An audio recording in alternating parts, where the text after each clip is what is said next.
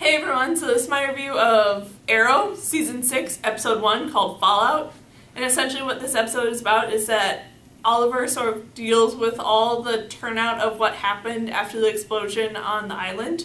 First of all, I'm just going to go on and say this, that yes, this was a really entertaining and really interesting episode, but I am pissed with how they chose to do who survived and who didn't and how they survived and all that stuff off this island was just really weird, and just I didn't care for it, and I didn't care for who died and who survived, and the fact that pretty much everyone survived except for William's mother. And yes, I knew that William's mother was going to be one of the people who did survive, because of course they were going to do that with her, because that's pretty much solely the only reason that she was there, was to die.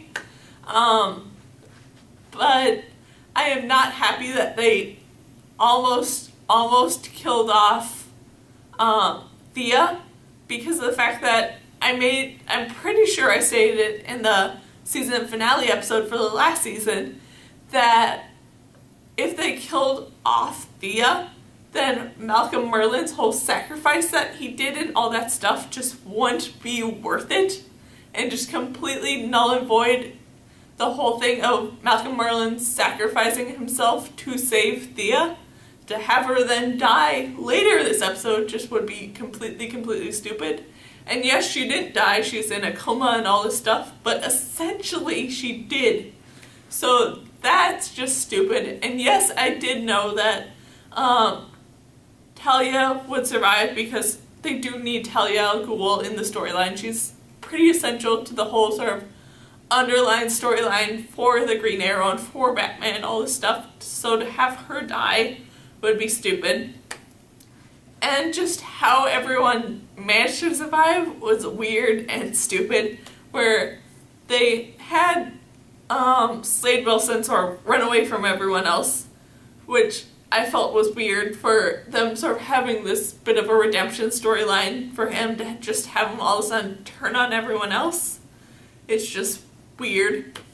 And then everyone else survived because they didn't run off into the woods. They chose to go and sort of bunker down in the airplane, while Thea and William's mother ran off to try and find William. And I just don't understand that they made all this build up and stuff for them to just be like, oh crap, let's just go run into the plane and hide. I just don't understand how that all worked and why they did all that. Yes, I am happy that certain characters survived and all that stuff, but still, they built it up as this big thing like, oh, a bunch of people are gonna die and a bunch of people aren't gonna make it and what's all gonna happen stuff. To have everyone be okay, essentially, is just weird in my mind, and just why.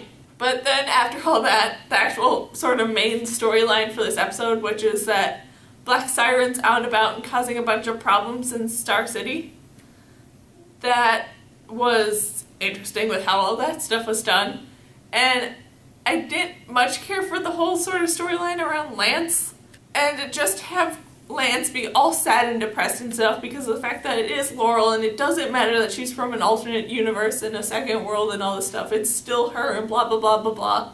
That they've been carrying on with this character was just a little weird, a little annoying, but still I kind of sort of can understand it for his character with eventually what they did do with him.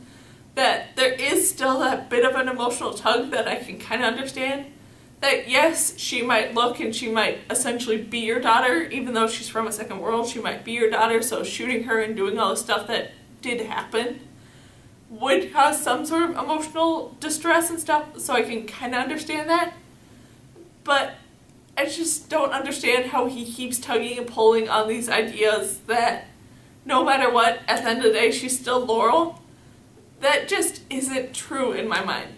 Yes, she might look like Laurel and she might essentially be Laurel, but again, this is from a second world. She grew up with completely different backstory and completely different stuff that she just isn't in my mind. So I just can't really grasp and I can't really understand fully what Lance is going at and what they're trying to do with his character. I just don't understand what they're trying to do there. So that is really, really bugging me.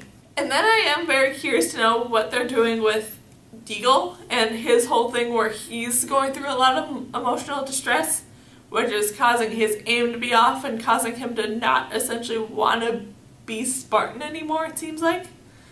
So I'm very curious to know what's going on there and what they're going to do with that whole storyline with him.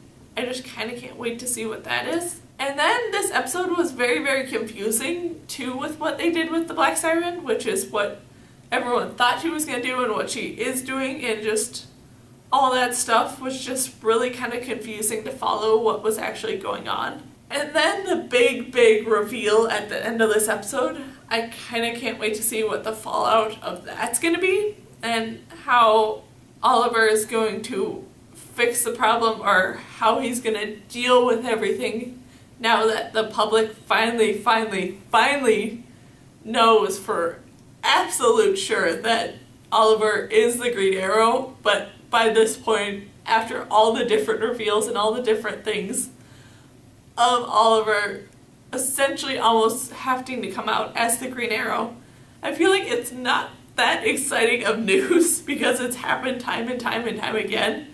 I feel like the public would just accept that, yeah, he's the Green Arrow. We know that already. That, like I said, I kind of can't wait to see what they're going to do to try and make this dramatic and make this something. So, yeah, I kind of can't wait to see how that's going to work out, but I don't think it's going to be that dramatic of a reveal as they're going to put it out there as being, because it's been done and done and done again.